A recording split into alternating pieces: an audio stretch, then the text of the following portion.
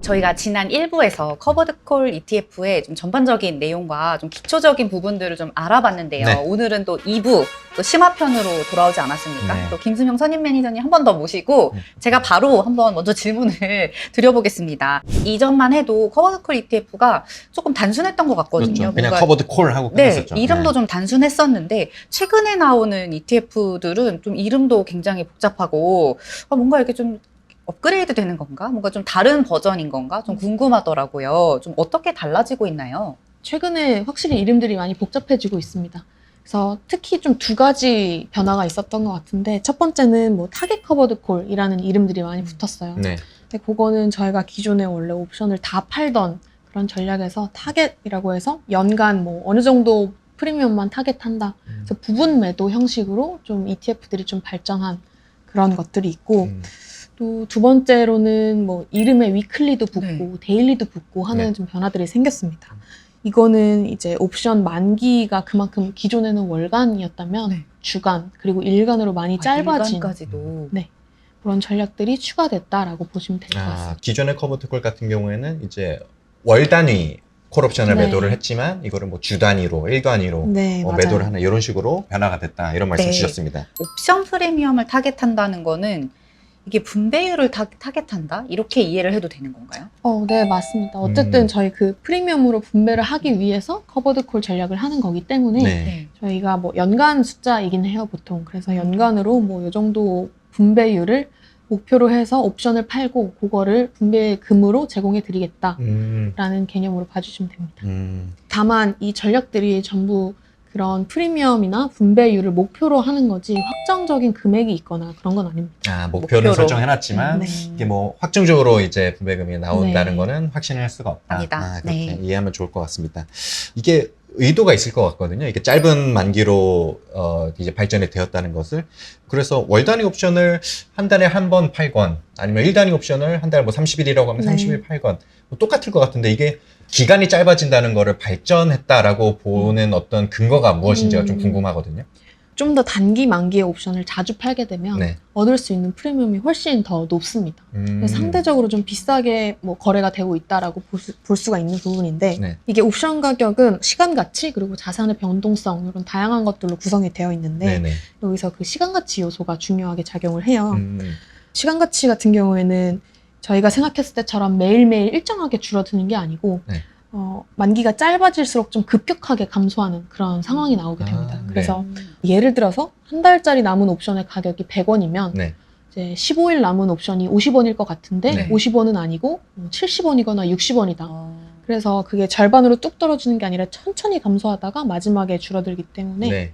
좀 더 짧은 걸 매도할수록 효율성이 높다라고 볼 수 있을 것 같습니다. 그럼 만기가 짧아질수록 급격하게 감소하게 된다는 거는 네. 프리미엄이 더 줄어드는 거 아닌가요?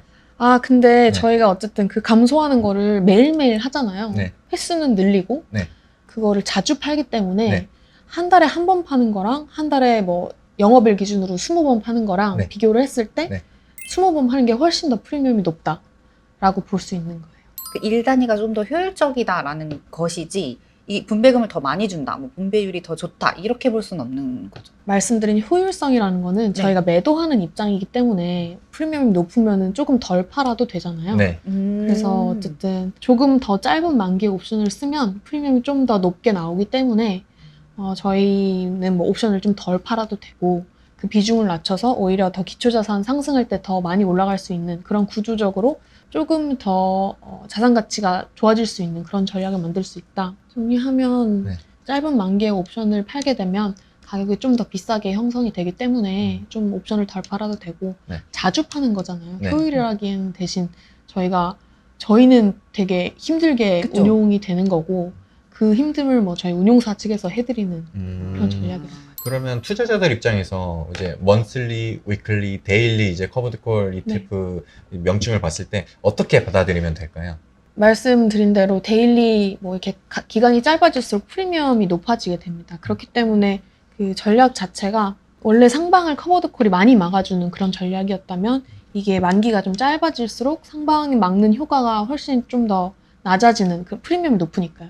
훨씬 더 따라갈 수 있는 구조가 되고 그래서 조금 더 시장이 상승할 때 탄력적으로 올라갈 수 있는 상품이라고 보시면 되고 반대로 원슬리로 갈수록 어찌 보면 조금 더 안정적으로 좀 방어적인 그런 네. 상품이 된다고 볼 수 있을 것 같습니다. 좀 시장 상황에 따라서 어쨌든 고정적으로 이것이 더 좋다, 이것이 더 안 좋다 이렇게 볼 수는 없는 거네요. 네, 맞아요. 상품별로 좀 다 특성이 있기 때문에 월간 단위 옵션을 파는 게 뭐 옛날 상품이라고 해서 안 좋다기보단 안정적인 좀 흐름을 가져가면서 현금 흐름이 필요하신 분들은 월간 단위 상품에 투자하시면 좋고요. 오히려 조금 더 성장 가능성을 많이 열어두고 싶다라고 하실수록 좀 만기가 짧은 커버드콜 전략을 선택하시면 좋을 것 같습니다. 그러면 1단위 옵션을 매일 팔면서 이거를 100% 기초자산의 100% 비중으로 하면은 분배금이 어마어마하게 나올 것 같은데 이런 전략이 없는 이유가 있을까요? 말씀 주신 대로 그러니까 데일리 옵션 같은 경우는 굉장히 프리미엄이 높기 때문에 네. 이 전략 자체로 수행했을 때 프리미엄이라는 금액은 굉장히 많이 나옵니다. 지금 S&P 500 기준으로 하루 평균 한 30에서 40bp 정도 프리미엄이 100% 팔면 나오게 되는데 그게 한 달치를 252일이면 뭐 1년에 뭐 100%인데 요거를 분배 재원으로 보느냐 마느냐는 또 이제 투자 전략 관점에서 좀 다른 것 같아요. 네. 이게 분배 재원으로 책정하는 거는 말씀드렸듯이 어쨌든 기초 자산이 중요한 거니까 투자의 그 지속 가능성을 높이기 위해서는 이게 분배 재원이 발생한다 하더라도 저희가 좀 일정 수준만을 목표로 해서 그 현금 흐름을 분배 재원으로 하는 게 좀 적절하지 않나 생각하고 있습니다. 그러면 사실 분배금도 어느 정도 없고 가격 상승도 어느 정도 따라가고 이제 거의 완벽에 가까운 상품이라는 생각이 들거든요. 굳이 뭐 예를 들어서 S&P 500 커버드 콜 1단위로 한다면 S&P 500 ETF 이 기초자산 주식만 담고 있는 ETF를 할 바엔 분배금도 없고 기초자산 상승도 따라가고 이게 훨씬 더 좋은 상품이 아닌가 이런 생각이 들거든요. 극단적으로 비교를 하면. 순수하게 S&P 500 ETF를 투자하시는 분들은 좀 요 투자 자산의 자산 가치 상승을 보시는 분이고 저희는 현금 흐름이 필요한 투자자분들이 좀 요걸 찾으시는 경향이 있기 때문에 어쨌든 S&P 500이 적립식으로 은퇴를 준비하는 상품이라면 요거는 좀 인출식으로 현금 흐름을 대신에 저희가 좀 매일매일 매도해서 드릴 수 있는 현금 흐름을 찾을 수 있는 인출식 솔루션이라고 봐주시면 될 것 같아요. 그러니까 총 수익률 기준으로 둘을 이제 비교하기에는 좀 어렵고 저희 같은 이제 네. 직장 생활 한창 하시는 분들은 자산 증식을 위해서는 S&P 500 ETF가 좀 더 적합할 수 있고 반대로 이제 현금 흐름이 당장 필요하신 네. 분들은 어쨌든 S&P 500만큼 기초자산 가격 상승은 따라가지 못하니까 그거를 어느 정도 포기하는 대신에 현금 흐름을 발생하는 커버드콜 ETF가 좀 더 적합할 수 있다. 이렇게 좀 말씀을 주신 것 같습니다. 제가 이름에 많이 집착하고 있습니다. 커버드콜 이름에 뭔가 이렇게 좀 특이한 것들이 막 달려 있는 거예요. 뭐 OTM, ATM 막 이러면서 ATM기인가 막 이런 생각도 하고 또 합성도 들어가 있고 해가지고 좀 이런 단어들도 조금 설명을 해주시면 좋을 것 같거든요.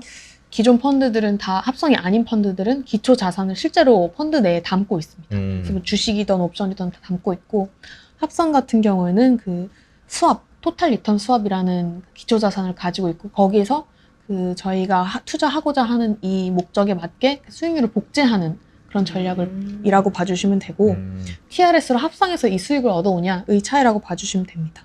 그리고 말씀 주신 ATM, OTM 같은 경우에는 그 옵션의 행사가의 차이라고 보시면 될 것 같아요. 네. 그래서 ATM은 현재가 그러니까 현재가에 지금 저희가 매도할 권리를 파는 거고 OTM은 현재가보다 좀 더 높은 가격에 매도할 권리를 파는 건데 ATM은 현재가는 지금 낮을 거니까 지금 가격에 팔려면 좀 더 비싸게 이 권리를 팔 수 있고 OTM은 좀 더 가격이 올랐을 때 사겠다는 그런 권리니까 훨씬 더 그 프리미엄이 낮습니다. 그런 차이가 있어요. 그러면 ATM이 옵션 프리미엄을 더 많이 주면 ATM 커버드콜 ETF가 똑같은 커버드콜 ETF면 ATM이 더 유리한 거 아닌가요? 정확히 우열이 있다고 보기는 좀 어려울 것 같아요. 네. ATM이 프리미엄이 높지만 네. 그만큼 상방을 좀 일찍 막는 거고 OTM은 프리미엄이 낮지만 그만큼 상방을 좀 위에서 막는 거라서 네.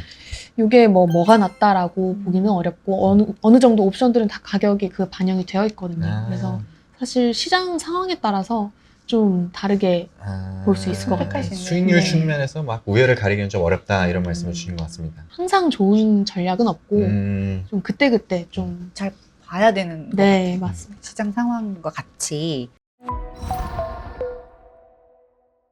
화제를 좀 돌려서 좀 듣고 싶은 얘기가 있는데 커버드 콜 ETF에 대한 세금에 대해서 궁금하거든요. 어쨌든 이게 분배금 맞아요. 중심으로 되어 있는 상품이다 보니까 분배금에 대한 세금 한번 정리해 주시면 좋을 것 같은데 어떻게 이해를 하면 될까요? 커버드콜 같은 경우에 국내에 상장되어 있는 커버드콜 ETF는 분배금에 대해서 배당소득세 15.4%를 내게 됩니다. 네. 다만 이제 국내 주식이나 국내 파생에 투자하는 커버드콜 같은 경우에는 그 옵션 프리미엄에서 나오는 배당금은 비과세 제한이 됩니다. 비과세 제한이 되고 뭐 당연히 국내 ETF들은 뭐 매매 차익도 비과세가 되는 부분이 있고요. 네. 그리고 해외에 투자하는 커버드콜 ETF에 대해서는 그 파생 이익이 비과세가 안 돼서 분배금에 대해서 배당소득세 15.4%가 원천 징수됩니다. 그리고 그 해외에 상장되어 있는 커버드콜 ETF 같은 경우에는 네. 배당소득세 15%가 원천 징수되어서 들어오고요. 네. 네. 지난 1월부터 네. 외국 납부세 공제 개편이 그렇죠. 시행됐잖아요. 세제 개편이 됐죠. 네. 네. 그래서 이제 전반적으로 펀드 내에 있는 해외 주식에 대한 그 미국에서 떼는 배당소득세 15%가 원천 징수돼서 들어오고 네. 그거를 저희가 분배금으로 지원할 때도 그 15%가 없는 상태에서 나오게 되는데 미국형 커버드콜 같은 경우에는 뭐 주식에서 나오는 분배금은 저희도 동일합니다만 사실 주요 그 분배 재원이 프리미엄이다 보니까 그쪽에서는 외국 납부세 공제 개편 방식에 영향이 없어요. 그래서 그거는 그대로 나가게 됩니다. 그래서 뭐 저희 연금 계좌나 이런 데서 투자를 하실 때 배당 재투자 하실 때 과세 이연 효과가 여전히 존재하는 상황입니다. 복리 효과 그대로 갈 수 있다 또 생각해 볼 수도 있겠네요. 네, 맞습니다.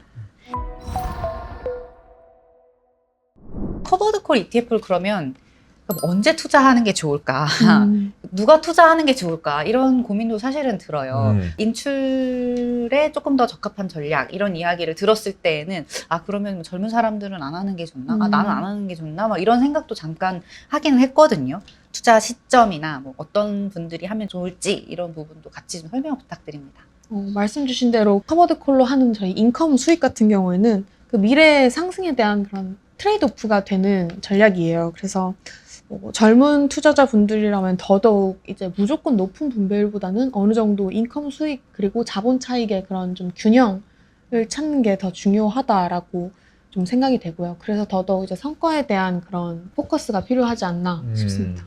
그렇기 때문에 그 기초 자산이 뭔지도 좀 봐야 되고 저희 타이거 같은 경우에 이런 거를 다 감안해서 그 기초 자산 좀 다양하게 커버드콜 라인업을 하고 있어요. 네네. 그래서 이제 대표적으로 이런 차이에 대해서 말씀드리면 미국 배당 저희 뭐 3% 프리미엄 현재는 커버드콜 1호로 불리고 있는데 이게 있고 7% 프리미엄이었던 2호가 있고 뭐 데일리로 10% 프리미엄을 추구하는 그 ETF도 있는데 뭐 투자자분들 같은 경우 현재 현금 흐름이 정말 중요하시다라고 할수록 프리미엄으로 인한 분배를 조금 더 높은 쪽으로 가되 지금 당장의 성장이 있고 좀 장기적으로 자산 축적을 하고 싶다라고 하시는 분들은 조금 더 자본 차익에 좀 비중을 높인 그런 전략으로 가는 게 맞지 않나 생각합니다.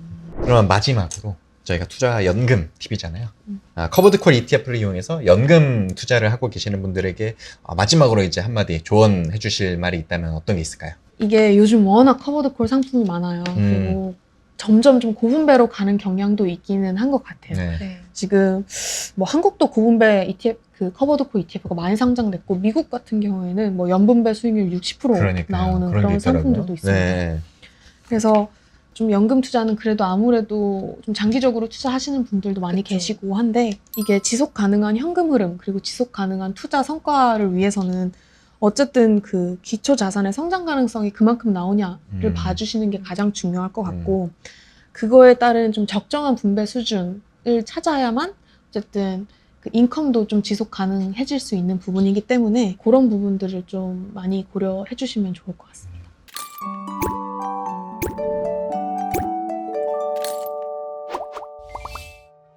네, 지금까지 이제 김수명 선임 매니저님 모시고 이제 1, 2부에 나눠서 커버드콜 ETF에 대해서 전반적으로 알아보았는데요. 커버드콜 ETF 투자하고 계시는 분들도 그렇고 또 이제 관심 갖고 계신 분들께 도움이 되셨으면 좋겠습니다. 오늘 함께 해주신 김수명 선임 매니저님 감사합니다.